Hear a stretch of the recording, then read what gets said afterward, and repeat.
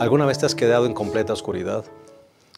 Te lo pregunto porque un día viajaba con mi auto y mi esposa en cierto lugar cuando nos quedamos sin luces. Era más de medianoche, traté de arreglar las luces y me fue imposible. Nos faltaban 30 kilómetros para llegar al lugar donde íbamos, a casa. Y entonces, como agoté todas las posibilidades, me di cuenta que venía un autobús a toda velocidad, pasó por mi lado y se me ocurrió una descabellada idea, seguir al autobús. Yo no tenía luces, no veía nada, no veía la carretera, pero miraba el foquito que estaba atrás en la placa, alumbrando, y fui siguiendo el foquito hasta que llegué a casa 30 kilómetros. ¿Sabes? Esto me hace recordar lo que está pasando en nuestro mundo y lo que va a acontecer al final. Este mundo está sumido en el engaño, en el error, en la ignorancia. Las tinieblas han cubierto este mundo. La verdad ha sido pisoteada. Pero quiero decirte que aún en medio de estas falsas doctrinas, la luz del Evangelio sigue brillando. Y si mantenemos nuestra mirada y nuestra fe puesta en esa luz del Evangelio, pronto llegaremos a casa. Hoy vamos a hablar de eso. Juicio sobre Babilonia, lección número 12. Te invitamos a que te quedes con nosotros en un momento. Iniciamos.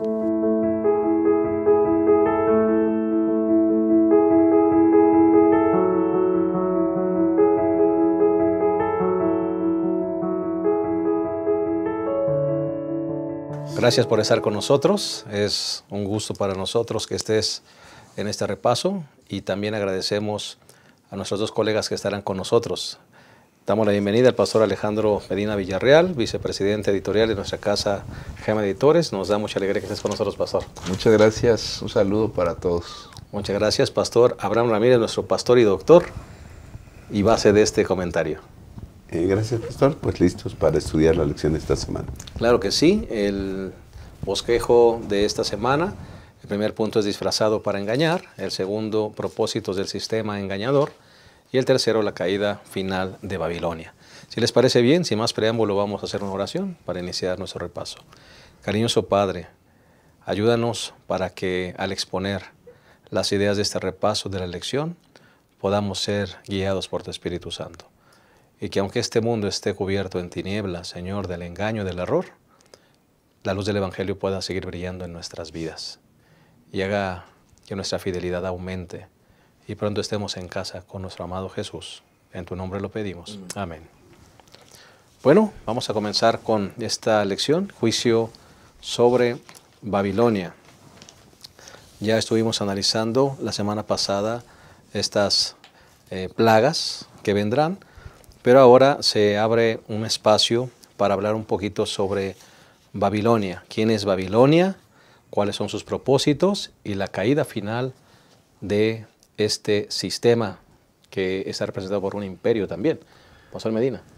Pues la analogía de Babilonia es muy importante para entender la palabra de Dios.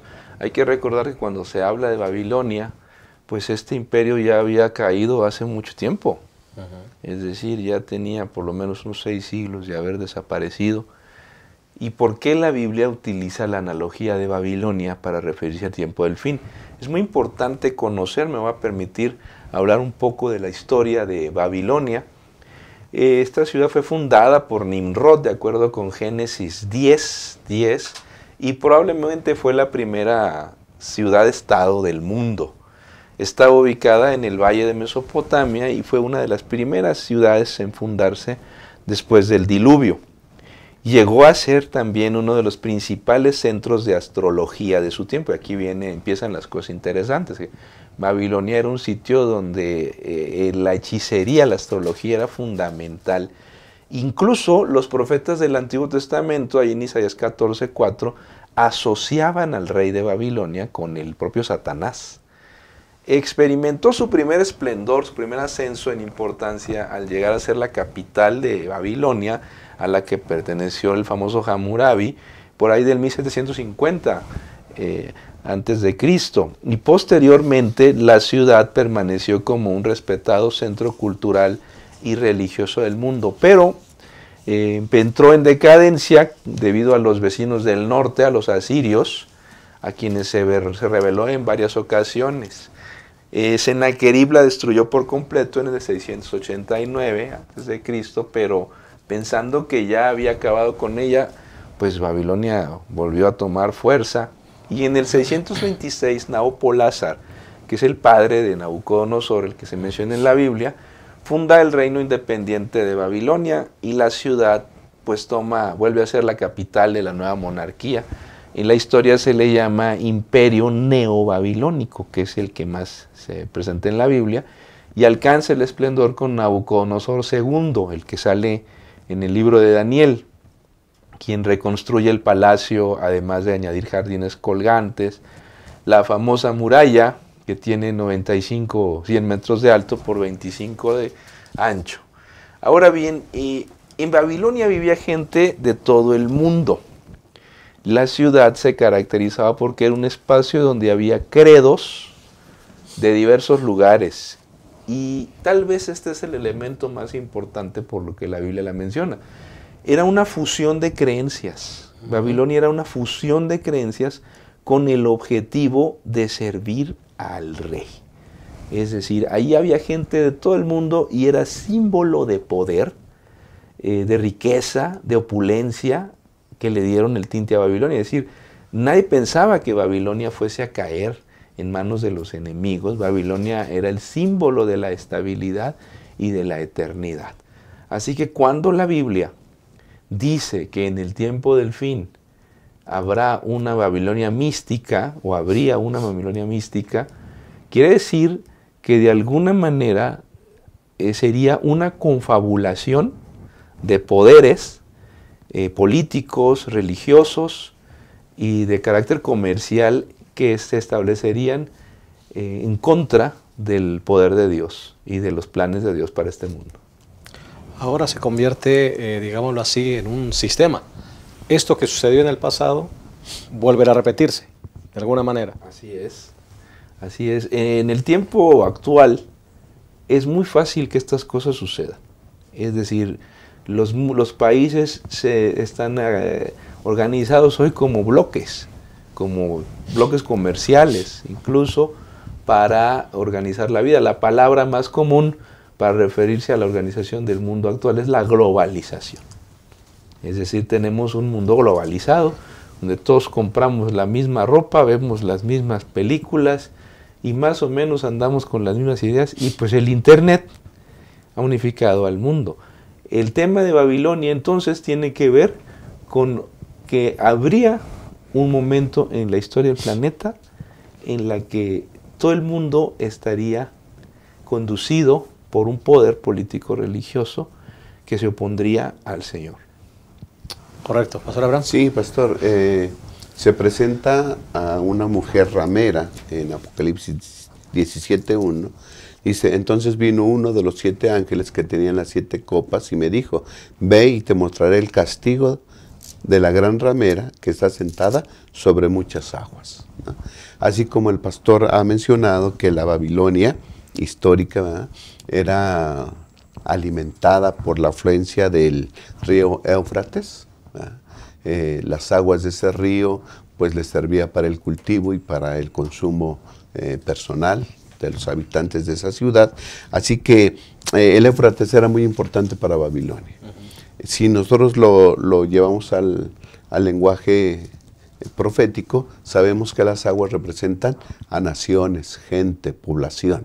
Y entonces la base de ese poder, ¿verdad?, se basa precisamente en el apoyo que todos los grupos mundiales le dan, ya sea el político, el social, ¿verdad? Y entonces vemos que esta es una ramera. En la Biblia, la mujer representa al pueblo de Dios, una mujer pura, como por ejemplo Apocalipsis 12.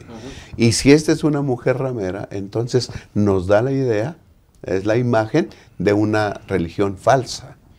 Entonces es un poder religioso que se alimenta y en el apoyo de todos los demás sectores de la población mundial, ¿sí? Sector económico, sector político, y entonces en eso se basa. ¿Quiénes hacen alianza con ellos. Dice aquí, en el versículo 2, con ella han fornicado los reyes de la tierra, los poderes. ¿Okay? Así que entonces todos los poderes políticos, los poderes económicos, lo apoyan, a este poder. Y en Apocalipsis 14:8 dice, un segundo ángel le siguió diciendo, ha caído la gran Babilonia, la que ha dado a beber a todas las naciones del vino del furor de su fornicación. Es decir, hay dos grupos grandes en general que apoyan a este poder religioso. Ya dijimos, son los poderes políticos, los poderes económicos, pero también engaña a toda la población con el vino de su fornicación. Y hemos visto que el vino de la fornicación pues es falsas doctrinas, falsas enseñanzas que van en contra de las enseñanzas de la Santa Palabra de Dios. Así que, en pocas palabras, este poder religioso recibe el apoyo de todo el mundo, de los gobernadores y de los gobernados. ¿Verdad? Así que es un apoyo total. Pues el vino, yo quisiera abundar en el tema del vino del engaño de Babilonia, no es exclusivo de cuestiones religiosas. El vino del engaño incluye también un falso estilo de vida, falso sistema de felicidad. Es decir, Babilonia nos está engañando en relación con cómo podemos nosotros ser felices. El vino de Babilonia dice que tenemos que hacer dinero, que disfrutar de los placeres carnales, que tenemos que pasarla bien y que alimentarnos con un estilo de vida, con un sistema alimentario que nos está enfermando, con alimentos chatarra, bebidas gaseosas. Babilonia nos presenta a nosotros un estilo de vida que nos está destruyendo y que lo único que hace es sangrar nuestra economía, destruir nuestra salud a través de toda una serie de películas, programas de televisión, páginas de internet que van asociadas a creencias que simple y sencillamente están hechas para destruir al ser humano y para hacerle creer que en este mundo puede ser feliz a través de tal o cual vulgaridad. Pastor Medina, me llama la atención el atavío de esta ramera. Creo que valdría la pena hablar de esto, profundizar en esto, porque es como una parodia, es como una burla a este sistema de intercesión de Cristo. Creo que vale la pena analizar un poquito la vestimenta, cómo viene ataviada, el título que tiene esta gran ramera. La ramera está vestida, dice la Biblia, de púrpura y escarlata, y tiene una leyenda en su frente, trae un cáliz en la mano derecha. La leyenda es Babilonia, la madre de las rameras. En realidad, la ramera está imitando la vestimenta del sumo sacerdote. Estos eran los colores que traían en el santuario, se utilizaban, incluía los colores púrpura, escarlata y oro. Acuérdate, sobre todo el efod traía esos colores, y pues ella está tratando de imitar una especie de sistema de intercesión, un sistema sumo sacerdotal, y luego trae el cáliz ahí, haciendo un remedo del incensario del santuario, que era para interceder precisamente. Y para el colmo trae la placa, ¿no? La placa del sumo sacerdote que decía santidad a Jehová, pues ella trae la suya, ¿no? En el libro de Apocalipsis, varias veces Satanás trata de imitar lo que Dios establece. En el libro de Apocalipsis aparece una mujer pura, pues Satanás pone una ramera. Aparece una ciudad santa, que es la Nueva Jerusalén, y Satanás coloca a la Babilonia. Y estos son los famosos contrastes de ahí del libro de Apocalipsis. Y en este caso también aparece la figura de león, el león de la tribu de Judá, que es el Señor Jesús, y en cambio Satanás tiene su león rugiente que anda buscando quién devorar. Pero en el caso de la ramera, pues podemos resumir que es un remedo de la intercesión de Jesús, una imitación de la intercesión de Jesús. Babilonia pretende utilizar o presentarse, el sistema de Babilonia, como un sistema de salvación intercesor a través de todas sus creencias y a través de todas sus ideas con las que engaña a este mundo. Pastor Abraham, me llama la atención que dice aquí que esta gran ramera tiene emborrachado al mundo con sus falsas doctrinas, embriaga, dice aquí. Sí, pastor. A esta mujer se le presenta en el capítulo 17, versículo 4, la mujer estaba vestida, dice, de púrpura y escarlata, adornada de oro, piedras preciosas y perlas. ¿Okay? Esta mujer está vestida atractivamente, pues, llama la atención. ¿Sí? ¿Cómo logra esta mujer, esta ramera, este sistema religioso, ¿verdad? ¿Cómo logra obtener el apoyo de todos, de los reyes y de los habitantes de todo el mundo? Bueno, porque ofrece la solución a los problemas que están viendo, como dice el pastor, falsamente instituye un estilo de vida que es favorable para todos, ¿verdad? Pero es engaño, es engañosa. Así como se levanta en nombre de Dios, porque levanta un cáliz, pero en vez de un buen vino, ¿verdad? Trae el vino de la fornicación y que le da a beber a todos. Entonces engaña a toda la humanidad con un estilo de vida malo, pero satisface, por así decirlo, las necesidades o las expectativas de todo el mundo. A mí me llama la atención la manera, pues, cómo está vestida y cómo es que toda la gente tiene afluencia sobre ella, ¿sí? Y todos le rinden su apoyo a ese sistema religioso. ¿Por qué? Porque engaña. A unos con un estilo de vida y a otros con las falsas doctrinas que tiene, que también satisface espiritualmente a varias personas. Por ejemplo, la inmortalidad del alma, un día falso de adoración y otras doctrinas. Y eso... Pero doctrinas que no cambian la vida. No. No cambian la vida, es una religión cómoda, digámoslo así. Así es. No transforma la vida porque Sí. no está basado en la palabra de Dios. Exacto, es una vida cómoda y que también va en contra de la santa palabra de Dios, ¿sí? Y por eso están todos emborrachados. Una persona borracha no tiene el discernimiento, ¿verdad? La capacidad de discernir entre lo bueno y lo malo. Yo te pregunto, pastor, ¿un borracho puede escuchar el evangelio de salvación? Pues no lo discierne, ¿no? El mundo no puede aceptar a Cristo actual. Así es. Es decir, ¿por qué la gente no se bautiza más, pastor?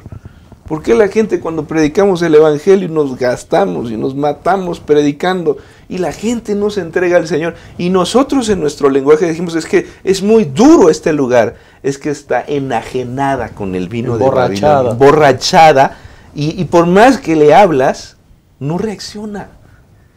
No reacciona. ¿Y por qué no reacciona? Por las falsas enseñanzas que en este tiempo le impiden a la palabra de Dios tocar el corazón humano. ¿Qué tenemos que hacer, pastor, para cerrar este segmento? ¿Cuál es nuestra encomienda? ¿Qué tenemos que hacer como pueblo? Nosotros, como bien dice más adelante Apocalipsis 18:4, no tenemos que permitir que las tendencias de Babilonia nos agobien o nos devoren. A veces nosotros decimos que hay que salir de Babilonia, pero tampoco hay que permitir que Babilonia entre a la iglesia. Y cuando no tenemos identificada a Babilonia, cuando no sabemos que el vino de Babilonia también nos puede afectar a nosotros, pues debemos ser cuidadosos a través del estudio de las Escrituras para que ese vino a nosotros no nos afecte. Amén, así sea. Pues con este pensamiento vamos a hacer una pausa. Regresamos a la segunda parte de esa lección 12, Juicio sobre Babilonia. Regresamos.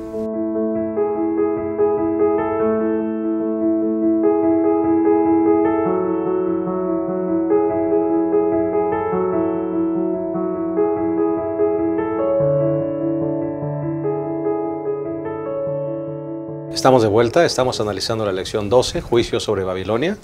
Ya analizamos el primer punto, que es disfrazado para engañar. Hablamos un poco de la Babilonia histórica, una Babilonia que resurge y que hoy en día Babilonia es considerada un grupo religioso, un sistema religioso que fornica con las naciones, con los reyes y se burla del sumo sacerdocio de Cristo. Me gustaría que entráramos en esta segunda parte, que son los propósitos. ¿Qué persigue este sistema engañador? Siendo que el versículo 6 del capítulo 17 de Apocalipsis dice: vi a la mujer ebria de la sangre de los santos y de los mártires de Jesús. Cuando la vi, quedé muy asombrado. Pastor Abraham, Pastor Alejandro, ¿qué persigue este sistema? Algo debe estar persiguiendo. Dice que ella está embriagada de la sangre de los santos. Hay dos grandes propósitos de Babilonia mística. Uno, de acuerdo con Apocalipsis 18:7, es dominar al mundo. Pretende dominar al mundo. Y el segundo, 17:6 de Apocalipsis y 18:24, dice que es perseguir a los santos. Perseguir y destruir a los santos. Y los temas de persecución en la historia de la iglesia son tremendos. Es decir, en el pasado hemos tenido persecución. Hay que recordar que la persecución es, en la historia eclesiástica, viene impulsada por la iglesia, pero quien la hace es el Estado. Quien la hace siempre es el gobierno. Así que la iglesia impulsa y condena a un sector, pero quien el brazo armado, el brazo de la persecutorio, pues es el Estado. Y tenemos ejemplos terribles en la historia de la humanidad en cuestiones de persecución. Ahora, no es raro, no es difícil que esto vuelva a suceder en pleno siglo XXI. La gente se pregunta, pero ¿a poco es posible que hoy haya una persecución? Y yo afirmo pues absolutamente que sí, es completamente factible. Oiga, pero ¿cómo es posible que haya persecución? En un mundo donde se promueve el respeto, los derechos humanos, todos esos factores. Sin embargo, es completamente factible. Incluso en sociedades desarrolladas, en sociedades educadas. Un ejemplo lo tenemos con la Alemania nazi. Antes de la Segunda Guerra Mundial, Alemania es uno de los países más educados del mundo. Y sin embargo, ahí es donde va a aprender el nazismo. Y la gente más educada del mundo se va a enganchar con un ultranacionalismo, con el caso de Hitler, ¿no? Y hubo una película alemana muy buena que se llama La Ola, que se grabó hace unos pocos años, donde en esa película se muestra cómo sí es posible que hoy resurjan los movimientos nacionalistas y las actitudes radicales en la sociedad. Sí es posible. Ahora, ¿cómo es posible que se dé una persecución? No, pues muy sencillo. En primer lugar, surge un problema, surge una dificultad que le afecta a un grupo. Pero pues si tú reconoces el problema, vas a quedar muy mal como político. Hay que echarle la culpa a alguien. Entonces, número 2, se busca un señuelo. Hay que buscar a quién echarle la culpa.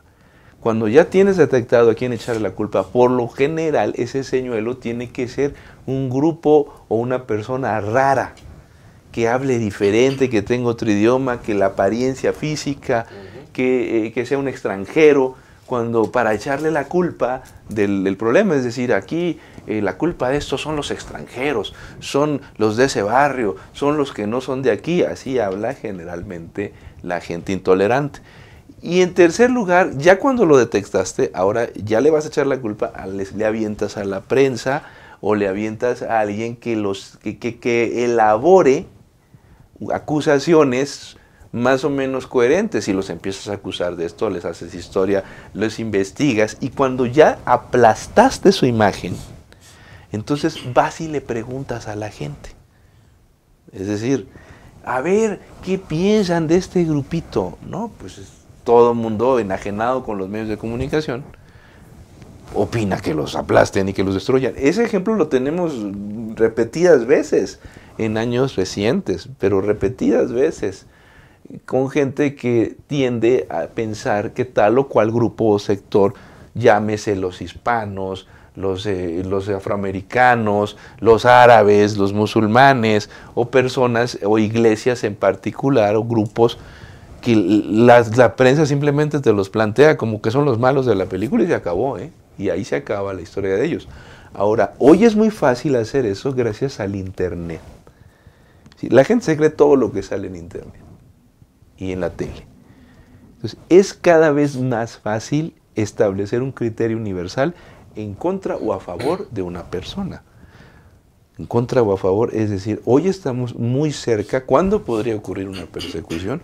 Mañana, sin ningún problema. Con el poder que tiene los medios de comunicación es muy fácil aplastar a un grupito. Le puedes destruir la imagen a una persona, pero al momento. Inmediatamente, no hay ningún problema. Ahora, ¿qué sentido tiene que la iglesia pueda ser perseguida? El señuelo no importa. El que importa es a quién está afectando. En el marco de Babilonia, estamos diciendo que en realidad este proyecto de Babilonia es la gran esperanza de la humanidad. Es decir, de pronto se va a levantar un liderazgo religioso dirigido por el papado, apoyado por la principal potencia del mundo, los Estados Unidos, arrastrando al resto de los países de la Tierra para arreglar el planeta de tanta inseguridad, de tantas amenazas, de tantos conflictos, pacificar y rescatar al mundo de una crisis medioambiental. Se va a presentar como algo muy bueno, una solución mundial. Esto es lo que tanto ha anhelado un buen número de políticos y de empresarios. Hombre, esto es lo que tanto queremos, por eso todos están con ellos. Por supuesto, incluye la cuestión moral y religiosa. Es recibido con una gran esperanza. En el pasado, la antigua Babilonia era el sitio donde todo el mundo quería vivir. Todo el mundo quería estar adentro de Babilonia. Era lo máximo vivir ahí. Y esto será recibido con una gran esperanza. Pero de pronto aparece un grupito que no está de acuerdo con ese proyecto y que se resiste a participar. El remanente. Y entonces dice la palabra de Dios que caen 7 plagas y el conflicto de los siglos dice que los líderes, los impulsadores de Babilonia, del papado y de sus colaboradores, culpan a ese grupo de la caída de las 7 plagas de la iglesia y entonces se desata la persecución. Ese es el grupo causante. Dios nos está castigando porque tenemos un plan extraordinario, estamos haciendo su voluntad y de pronto aparecen estos que no se acomodan, intolerantes. Nosotros defendemos la familia, la economía, la gente, el trabajo, la vida, y estos están ahí con su sábado a destruirles la imagen. ¿Cuántos exadventistas te gusta que van a salir en televisión diciendo hasta lo que no te imaginas en contra nuestra? Si hoy ya hay. Hoy ya hay. Imagínate ese momento que le des el foro. Es ahí donde la fe será probada. Así es. Pastor, hablando acerca de lo que dice el pastor Medina acerca de la persecución, no va a ser la primera vez y se van a repetir las condiciones que existían. Hablando de la ramera, de lo que estábamos hablando de Babilonia, en el capítulo 17, versículo 6 dice: vi a la mujer ebria de la sangre de los santos y de los mártires de Jesús. Es decir, ese poder religioso persiguió a los santos, al pueblo de Dios, y los mató. Ahora, identifiquemos a la bestia sobre la cual está sentada esa mujer, ¿no? Dice el versículo 8, la bestia que viste era y ya no es, y está por subir del abismo. ¿Sí? Y luego dice, e irá a su destrucción. Los habitantes de la tierra, cuyos nombres no están escritos en el libro de la vida, desde la fundación del mundo, se asombrarán al ver a la bestia que era y ya no es, aunque reaparecerá. Esa palabra a mí me llama reaparecerá. O sea, era. Nosotros hemos identificado a este poder religioso, ¿verdad?, que tuvo su hegemonía total durante 1260 años o 42 meses, ¿no? Tenía el dominio religioso, bueno, El poder religioso tenía el dominio político, social, económico y todo, y hacía lo que quería y persiguió a los santos, que va del año 538 al año 1798. Luego recibe la herida de muerte. Ahora, esta ya no es, era y ahora ya no es, porque recibió la herida de muerte, ¿no? En 1798, el general Berthier, francés, desterró al Papa y le quitó la supremacía, por así decirlo, total que tenía. Pero dice, reaparecerá. ¿Sí? Sobrevivió a la herida de muerte que había recibido y ahora está agarrando poder otra vez y reaparecerá. Todo lo que está diciendo el pastor Medina es esto, que este poder está recibiendo el apoyo de todo el mundo, ¿sí? Y va a llegar un momento en que tendrá el control total, económico, político, religioso, de todo el mundo, y entonces ejerce persecución otra vez. ¿Que se va a volver a hacer? Se va a volver a hacer porque está profetizado que reaparecerá y será otra vez perseguidor del pueblo de Dios. Pastor, ¿qué pasará con nuestra fe? ¿Cómo tenemos que prepararnos para esto? Sería un buen momento para reflexionar si esto que ha pasado, si esto que ha sucedido, se está preparando, se está fraguando todo para repetirse o se está repitiendo. Dices tú, vamos a ser vistos como ese grupo de intolerantes. ¿Qué pasará con nuestra fe? ¿Cómo debemos prepararnos para esto? No tenemos que esperar para que lleguen momentos duros, pastor. Hoy tenemos que vivir nuestra fe, como si fuera el último día que vivimos en este mundo. Nuestra sociedad va hacia el regreso al totalitarismo. Hoy yo cuando escucho hablar a los presidentes de los países más poderosos de este mundo, no me queda ninguna duda que la sociedad se está preparando para perseguir. Hay un artículo que yo voy a publicar en la revista Enfoque que se llama Una sociedad preparada para perseguir. Y la sociedad hoy está preparada completamente para perseguir. Los políticos no se dan cuenta de que cuando hablan y siembran odio en sus ciudadanos y reflejan el odio, los ciudadanos lo van a reflejar al rato con sus vecinos, con todo tipo de gente. Y esa intolerancia que hoy vivimos pronto va a llegar a cuestiones religiosas y por supuesto nosotros como creyentes hoy tenemos que hacer un compromiso con Dios y dejarnos de distracciones en la iglesia.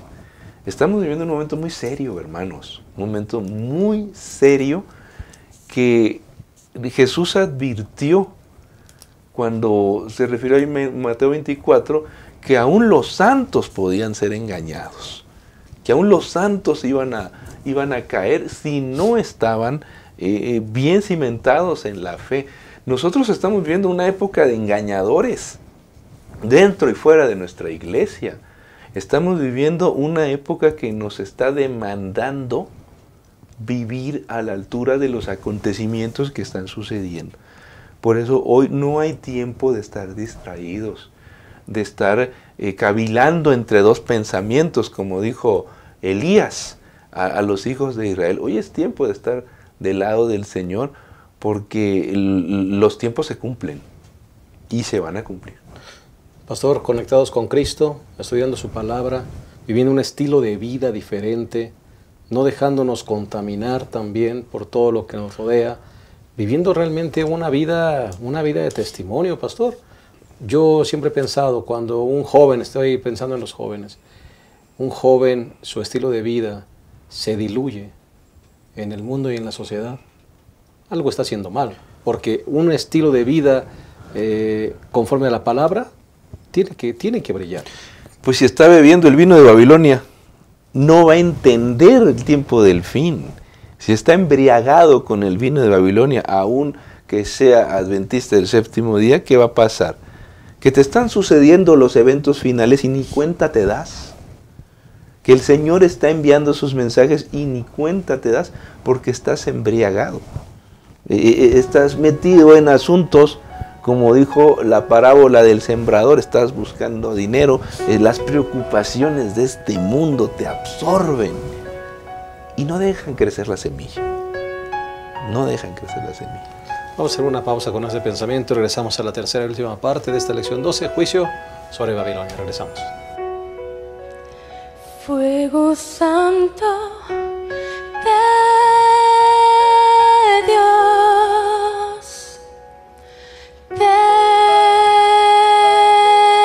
Dios, oh consolador y Dios,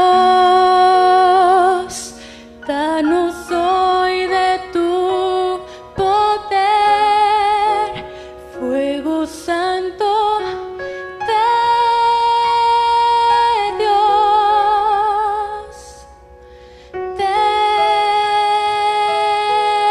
Dios, al oír la voz de mi Salvador y mi corazón guarde siempre tu voz, fuego santo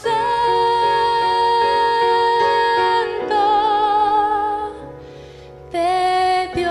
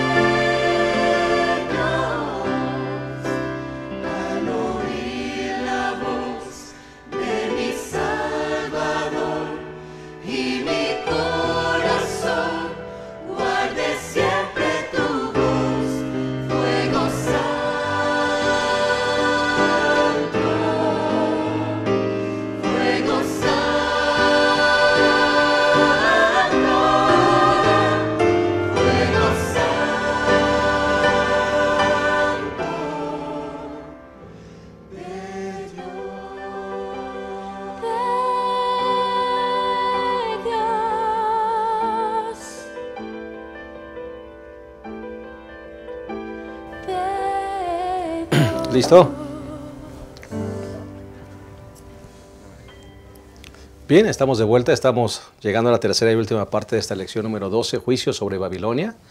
Ya analizamos a la Babilonia histórica, la Babilonia que resurge con un sistema religioso, político, que tiene dos propósitos principales: dominar el mundo y perseguir a los santos. Se une con los reyes para presentar un nuevo sistema de gobierno con soluciones mundiales. Y bueno, ahora vamos a ver el tercer punto, que es la caída de Babilonia. Algo impensable, así como la Babilonia histórica, Pastor Medina, que cae en el 539 y que nadie pensaba que iba a caer. Nadie pensaba que Babilonia fuera a caer porque era el símbolo de la estabilidad, era el símbolo del poder, tenía una muralla de casi 100 metros y de ancho de 25, por el medio pasaba el río Éufrates, y los jardines colgantes en realidad eran almacenes de comida. Se dice que Babilonia podía estar 20 años, se tenían alimento para 20 años, y cualquier ejército que llegaba y los sitiaba, pues ellos simplemente no hacían nada. Los ejércitos podían estar ahí meses, años, y ellos iban a tener alimento. Por eso era símbolo de estabilidad. ¿A quién se le ocurrió que fuera a caer? A nadie. Pero la noche del 12 de octubre del 539, dice la Biblia que el ejército de Ciro desvía el río se baja de nivel, por abajo de la muralla entra el ejército de Medo-Persia, y esa noche están ebrios los soldados de Babilonia, porque es la famosa noche de Belsasar, y la escritura en la pared, y esa noche cae Babilonia. De manera sorpresiva, nadie lo esperaba, la gente estaba ebria, y sencillamente son tomados sin mucho esfuerzo. La caída de la Babilonia mística ocurre de manera similar. La gente no piensa que nada va a pasar en este mundo. La gente piensa que así vamos a estar, que los poderes políticos van a seguir igual, que vamos a seguir con las diversiones, que vamos a seguir con las fiestas, con las películas, pero la gente está embriagada por el vino de Babilonia, lo cual le impide y le impedirá a muchos, lamentablemente, darse cuenta que Cristo viene pronto, como Ciro llegó y tomó a la Babilonia antigua, y entonces cayó en aquella época. O sea, sí, pastor, ya hemos visto cómo este poder religioso recibe apoyo de otros poderes políticos y económicos. Ya hemos visto en el 17:2 de Apocalipsis que los reyes de la tierra han fornicado con ella, los poderes políticos, ¿no? Y también vimos en el 14:8, dice que esa Babilonia le ha dado a beber a todas las naciones del vino del furor de su fornicación. Y en el capítulo 17, pastor, hablando acerca de la bestia, de los 10 cuernos de la bestia, dice: los 10 cuernos que viste son 10 reyes que aún no han recibido reino, pero por una hora recibirán autoridad como reyes junto con la bestia, es decir, van a reinar junto con la bestia. Estos tienen un mismo propósito y darán su poder y autoridad a la bestia. Es decir, aquí hay una, ¿cómo diremos? Una confederación mundial, ¿no? Los poderes, la gente, los reyes, todos se unen a la bestia y reinan con ella. Ya hemos visto entonces que este poder religioso va a aglutinar a todos los demás poderes con un propósito. Van a perseguir al pueblo de Dios. Pero, dice el versículo 17-16, y los 10 cuernos que le habían dado su apoyo, dice: y los 10 cuernos que viste en la bestia aborrecerán a la ramera y la dejarán desolada y desnuda, devorarán su carne y la quemarán a fuego. Es decir, primero se unen y después le quitan su apoyo. La abandonan. Es lo que vimos en la quinta plaga, ¿no?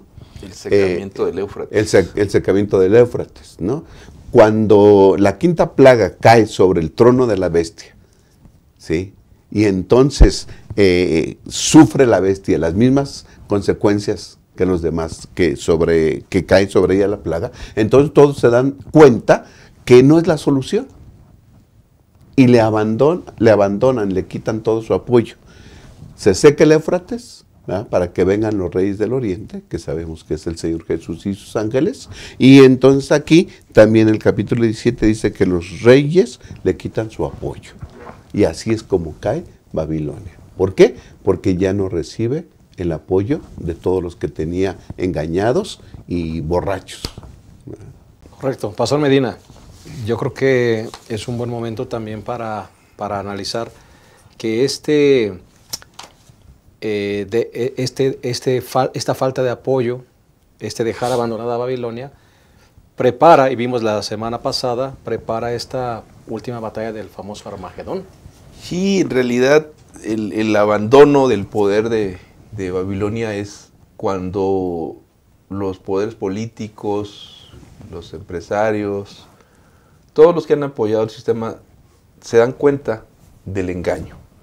Ahora, ¿por qué se dan cuenta? Esto es en el marco de la persecución del pueblo de Dios. Hay que recordar que la caída de las plagas es el pretexto que utiliza el poder papal para infundir la persecución del pueblo de Dios. Pero cuando no está pasando nada, ellos se dan cuenta, quienes apoyan a Babilonia, para retirarse. Y esto es justo antes de la venida de Jesús. Justo antes de la venida de Jesús. Estamos muy cerca, pastor, de que estas cosas ocurran, y me voy a permitir hacer un comentario. Hay un libro que salió en Italia hace varios años, se llama Avaricia, de Emiliano Fittipaldi. Emiliano Fittipaldi. Ese libro está en español, se publicó en español, yo he leído una buena parte de él, y ahí vienen datos muy claros y muy bastante serios del poder económico que tiene ahora mismo el Vaticano. Para que te des una idea, el 25% de los bienes inmuebles de la ciudad de Madrid pertenecen al Vaticano. Más o menos un porcentaje parecido sucede con la ciudad de París. Es un poder apabullante, apabullante. Es decir, es el único que puede ejercer el liderazgo internacional en este momento.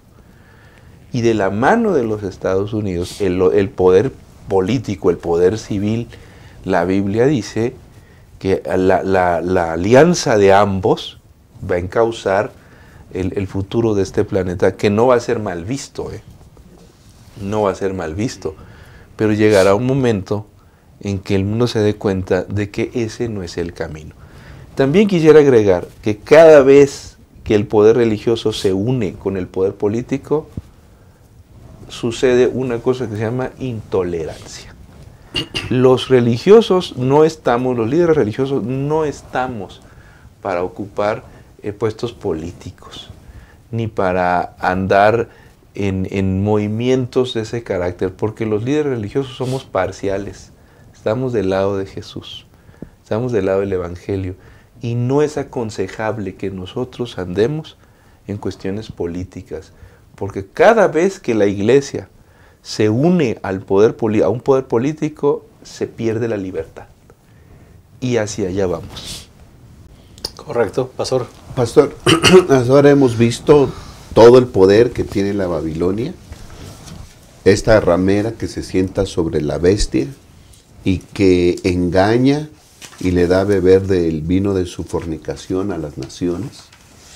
Pero también hay otro grupo, aunque minoritario, ¿sí?, que se mantiene fiel. Y creo que debemos también poner atención en ese grupo. Claro. ¿Sí?, que no ha recibido la marca de la bestia, que no recibirá las plagas, ¿verdad?, porque fueron sellados antes del fin del tiempo de gracia, lo que vimos la semana pasada, ¿sí? Y ese grupo está con Jesús, con el Cordero. Dice Apocalipsis 17:14, después de describir la unión de estos 10 reyes, de estos 10 cuernos con la bestia, dice, pelearán contra el Cordero, pero el Cordero los vencerá, porque es Señor de señores y Rey de reyes, y los que están con él son llamados elegidos y fieles. Pastor, yo creo que este grupo debe ser conformado por cada uno de los que estamos nosotros ahora hablando y diciendo, si es que Dios nos permite la vida hasta entonces. Pero debemos poner nosotros la base de nuestra decisión ahora, ¿sí? Decidir, y decidir no embriagarnos con este vino que ofrece la ramera. Como dice el pastor, sí, son doctrinas falsas. Pero a mí es lo que dijo el pastor, me gustó, es un estilo de vida, ¿no?, que nos envuelve en una satisfacción propia, y nos envuelve en una desidia total, ¿verdad? Y siendo que nosotros somos representados en el Apocalipsis como el mensaje de los 3 ángeles, quien debe de proclamarlo. Y también tenemos nosotros un mensaje que dar, salid de ella, pueblo mío. Y pareciera ser que a veces los que debemos de proclamar también estamos embriagados. Rogamos al Dios del cielo, ¿verdad?, que nos ayude para que podamos leer la Santa Biblia y estar del lado de Cristo Jesús. Que aunque se una todo el mundo, nosotros seamos de esa minoría que estará con el Cordero, que vencerá a todos estos poderes. Amén. Amén. Pues yo solamente quisiera agregar que con relación con el tema de la persecución, se presta mucho al abuso y al manoseo, a veces en la iglesia, y a que aparezcan ahí algunas paranoias entre algún sector de la iglesia. En la Biblia, siempre que Dios llama a su siervo, cada vez que Dios llama a un siervo especial, lo lleva a un espacio alejado. Si hay que recordar, al pueblo de Israel lo llevó al desierto, al mismo Jesús lo llevó al desierto, a Elías lo llevó al desierto, para una preparación de la misión que vendría más adelante. Y en caso de la persecución del pueblo de Dios, no ha de verse como algo negativo. Dios está protegiendo a su pueblo de las 7 plagas. Por eso lo saca de las ciudades, porque de acuerdo con el conflicto de los siglos, las 7 plagas no caerán en todo el mundo, sino en algunos lugares específicos, a saber, las zonas urbanas. Por eso el Señor saca a su pueblo para protegerlo. Y la Biblia promete que no hemos de ser, que no hemos de sufrir a manos de los impíos. El Señor nos va a proteger, tenemos que confiar en su palabra. En este aspecto hay demasiado abuso de algunos sectores que insisten en concentrarse en el sufrimiento de los hijos de Dios, como si el Señor no existiera, como si Dios no estuviera al lado de los suyos y como si no nos fuera a proteger. Yo prefiero concentrarme en el poder de Dios y en su amor perdonador y misericordioso para los que nos toca enfrentar estas situaciones. Además, tampoco está bien confundir las cosas y llenar a los niños con paranoias de esta naturaleza, contándoles historias de torturas y contándoles historias de supuestas persecuciones que hay en otros lugares. Creo que debemos ser prudentes en este tema, mis queridos hermanos, y enfatizar la esperanza. Amén. Que representa el Señor que viene pronto en las nubes de los cielos. El Señor nos saca de las ciudades para protegernos. Y ese es otro asunto. ¿Cuándo salir de las ciudades? No hagamos disparates antes de tiempo, mis queridos hermanos. El salir de las ciudades, de acuerdo con la hermana White, es cuando empieza la ley dominical. No juguemos con estas cosas. Yo conozco historias de gente, pastor, gente de nuestra iglesia, que en manos de algunos fanáticos, y lo voy a decir con todas sus letras, han sido impulsados a dejar su patrimonio y a tomar decisiones bastante desafortunadas con el pretexto de estar cumpliendo la voluntad de Dios. Creo que los pastores debemos ser prudentes y no debemos orillar a la gente a tomar decisiones apresuradas en relación con las profecías de la Biblia. Pues con este pensamiento vamos a cerrar el repaso de esta lección. Vamos a despedirnos agradeciendo el valor de tu presencia. Y como acostumbramos, vamos a dar un mensaje de todos los que componemos esta mesa de diálogo. Comenzando con el pastor Alejandro, gracias por haber estado con nosotros. Gracias a todos, ojalá que nosotros podamos estar a la altura de esta época y que podamos compartir el mensaje de salvación de Cristo con mucha gente que hoy vive embriagada por el vino de Babilonia. Y que nos alejemos, hermanos, de todo aquello que nos vincule con este estilo de vida destructivo, que nos hace olvidar la gran esperanza del bendito retorno de Jesús en las nubes de los cielos. Muchas gracias. Pastor Abraham. Sí, pastor, lo que hemos descrito de la unión de la bestia, de la ramera y de lo que todos los poderes le dan su apoyo, está después del fin del tiempo de gracia, ¿no? En la actualidad hay gracia, hay oportunidad de salvación. Tomemos nuestra decisión a favor de Cristo Jesús, a favor del Cordero. Y proclamemos la verdad para que otros también escuchen esto y tengan la oportunidad de salvación. Amén. Gracias, pastor Abraham. Hermanos, definitivamente Dios manda continuamente sus mensajes a su pueblo. Él nos está instando, nos está motivando a ser fieles. Quiero concluir con una cita de Mensajes Selectos, tomo 2, página 17, que dice: continuamente surgirán cosas nuevas y extrañas para inducir al pueblo de Dios a una agitación espuria, a arraigamientos religiosos falsos y acontecimientos extraños. ¿Qué tiene que hacer el pueblo de Dios? Sigan avanzando con sus ojos fijos solamente en Jesús y en su palabra, que es una lámpara para los pies de toda alma fiel. Hermanos, no importa que estemos en medio de las tinieblas del engaño y del error. No importa que todo lo que nos rodee sea falsificación de lo que Dios estableció. Mantengamos nuestra mirada en Jesús y en el poder de su palabra. Y de esa manera nos mantendremos fieles. Que Dios les bendiga. Los esperamos en un repaso más de nuestra lección la próxima semana. Que el Señor les llene de ricas y abundantes bendiciones. Hasta la próxima.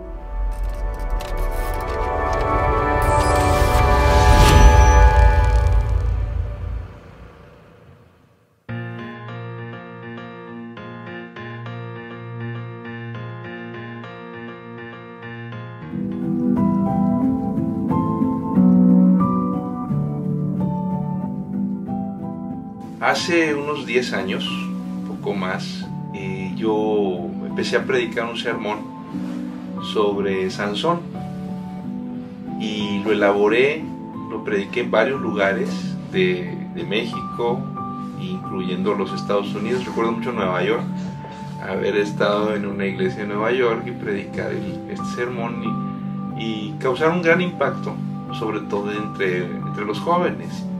Aquí en México recuerdo las iglesias de Narvarte, Portales, Tacubaya, donde el impacto del sermón me llamaba mucho la atención por el hecho de que yo trataba de traer a Sansón a la época contemporánea y mostrar que en realidad su historia es una historia muy contemporánea, porque es un muchacho que se equivoca cuando ya sabe lo que va a pasar.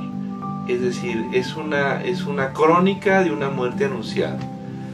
Pero a pesar de eso, él decide echar a perder su vida cuando es un chico con grandes posibilidades.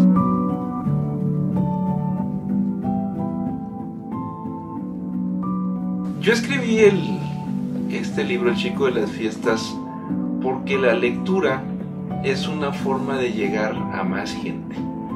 La lectura sigue siendo una forma de reflexionar a niveles más profundos de la mente humana y por supuesto llegas a mucho más gente, te acercas, piensas, te preguntas y te cuestionas.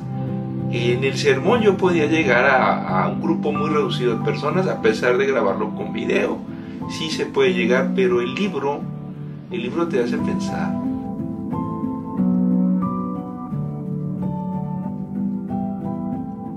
Es evidente que cuando uno hace una investigación de esta naturaleza o de tal vez cualquier otra, siempre el investigador, el escritor aprende mucho más. Evidentemente que yo me encontré con cosas que no me esperaba, como el caso de Dalila, por ejemplo, ¿no? Investigando, uno piensa que Dalila es filistea y siempre las historias, la tradición te dicen que Dalila pues es una chica filistea, pero en la Biblia nunca dice que sea filistea. Y cuando uno hace la investigación y vas viendo, vas mirando, vas comparando las escenas, las actitudes, el dinero que le pagan por entregar a Sansón, hay una hipótesis muy interesante que desde mi punto de vista es muy apegada a la realidad. Es muy probable que Dalila sea una hebrea, es decir, una israelita, y no tanto una filistea por la forma que tiene de comportarse. Además, tampoco se dice que Dalila muere. En la historia nunca se dice que muere, y sí probablemente aparece como una mujer muy rica después del capítulo 16 de Jueces, lo que nos lleva a pensar que se trata de una chica hebrea.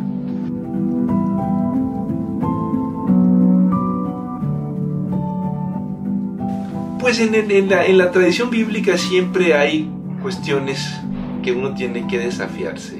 Eso cambia toda la historia, porque Sansón se acerca a una persona de su propio pueblo. Es decir, la actitud, la confianza que tiene es muy diferente a acercarse a una filistea que sería de sus enemigos. Y por lo tanto el engaño de Dalila es mucho más cruel.